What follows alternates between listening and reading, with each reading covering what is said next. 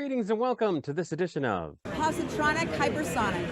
I'm Barry P. Cook, and I want to talk to you about the season finale of Gen V. It was called The Guardians of Godolkin. And in the aftermath of Kate killing Indira, she can hear all the gang's shocked and distressed thoughts all at once. When they express this dismay out loud, she says that when she's done with her plan, which is to free everyone in the woods, they'll understand that she's just trying to be a hero. And Sam steps up and says he wants to be a hero too, and goes with her, leaving Marie, Emma, and Jordan to decide to stop them. Marie even calls Andre, but he doesn't answer because he's talking with the doctor about his father's condition, which apparently is a result of a bunch of micro tears in his neural pathways caused by his use of his powers over the years. His father, who regains consciousness, apologizes for everything, but also tells Andre that it's his time to become Polaris and to do whatever he's told by Vought, as well as that he knew about the woods but kept quiet to protect Andre.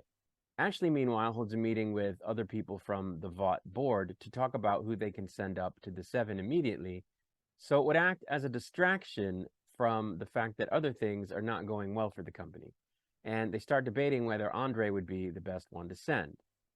Kate takes Sam to the woods where he punches right through a guard's face, killing him, after which they open all the cell doors under the protection of a guard whom Kate is seemingly mind controlling. Sam wanders into his old cell in the woods and sees a vision of Luke, whom he realizes is a vision but nonetheless has a conversation with him. Kate then tells everyone she's released that the truth is that they're superior to everyone else, and starts to leave the facility with them after telling the guard she'd been mind controlling to eat his own hand. One of the freed prisoners proceeds to go around campus looking for non-super people, and when he finds one, he uses his hand to burn their face off like an acid attack. An escaped electric super starts going around electrifying people, but she's brought down by an undercover woods agent who uses a sound device to incapacitate her and then blow her head off.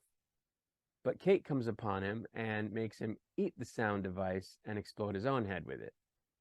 Sam walks into an acting class and after standing there doing nothing for a moment, attacks the professor when the professor insults him, but stops when Emma comes in and tells him to stop. But he then reads her the riot act, saying that she only rescued him for her own selfish ends. And when she says she risked everything for him, he says she would do anything for anyone just to be liked.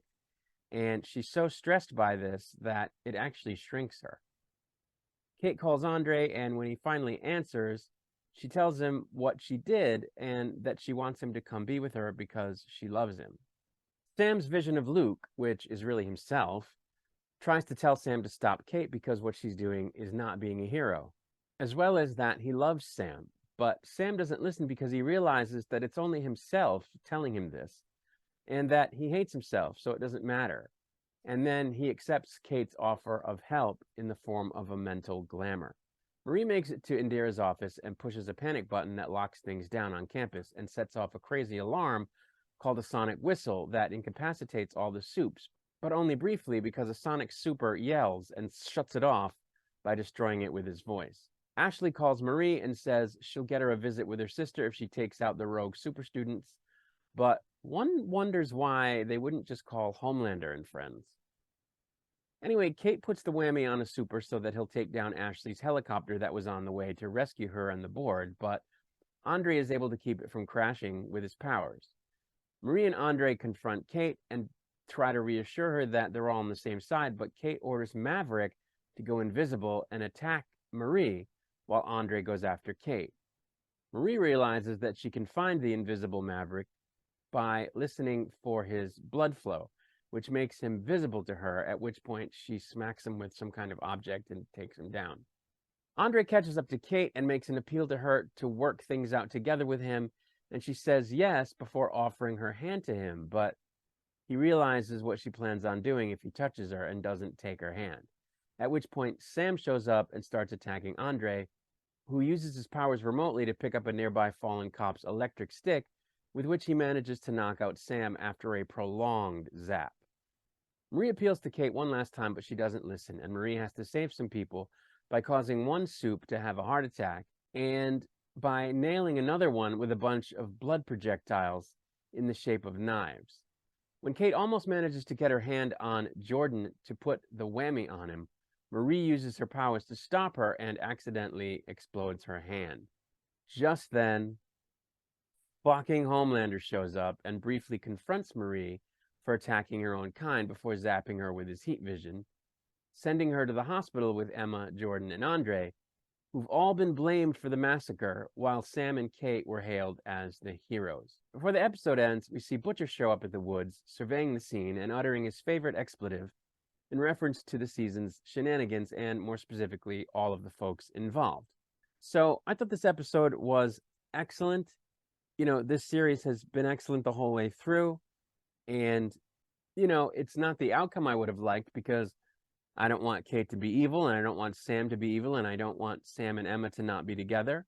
But, you know, the whole point of the show is to showcase the human condition, specifically in a case where everybody has superpowers, or lots of people have superpowers, and how it messes with people, and how it causes some people to rise to the top and causes other people to be crazy. And it's doing exactly that.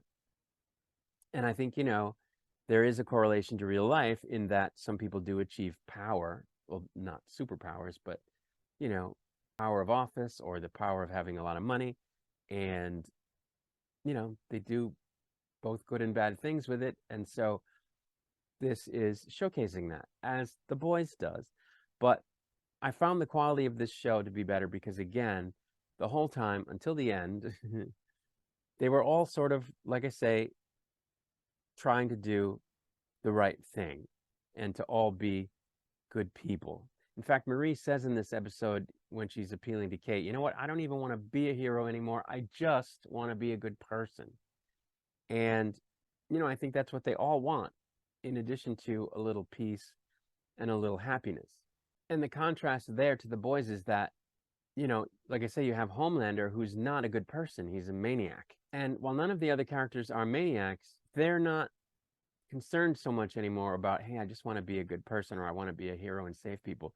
They've been put through Vought's mill so harshly, and they've been manipulated and controlled so much by Vought and Homelander, that what they want is to survive. And so it's a completely different show. That's a show about, you know, going to extremes in order to survive a crazy, crazy situation. Whereas Gen V is about, you know, young people who are still kind of idealistic, and they still want to just be heroes or be good people and, you know, do the right thing. And I just think it's great. And I think, you know, good drama comes from a certain measure of conflict, but the kind of conflict where everybody's still human, which is not really what you have on The Boys, because those people, even the humans, are so bereft of what it means to be human that you don't really get that. And that's a worthwhile story in itself.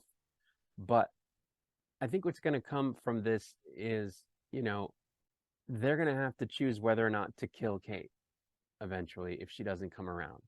That's what I think is going to be a big focus of season 2.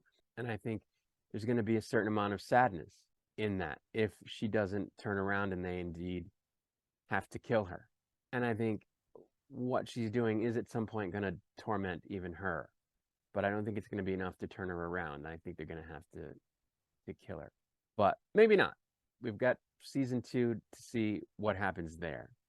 But I think it's going to be a good story. And again, to contrast it to The Boys, nobody has any compunction whatsoever about the idea of killing Homelander, which they try to do. And the reason for that is because he's a sociopath. Whereas I think Kate, they could still reach her. So it's kind of like, until they can't, you know what I mean? It's going to be a moral quandary, because they're going to have to deal with the fact in the back of their minds that they might have to kill her, which they don't want to do because they think she's still in there. But they may end up realizing she's not, and they may be sad about that because it's so fresh. But Homelander is so out of control that nobody cares because he's not still in there, and they already know that, and they've known it for a long time. So, you know, the good person he might have been. So it's just a different show, and, you know, I like them both, but I like this one better. And I cannot wait for season 2. I think all the characters are great, even Kate. And I'm just super looking forward to season 2. Did I just say super? That was funny. Anyway, I'm going to get out of here for now, but I'll be back with a new video soon. Until I return, I wish you peace and long life.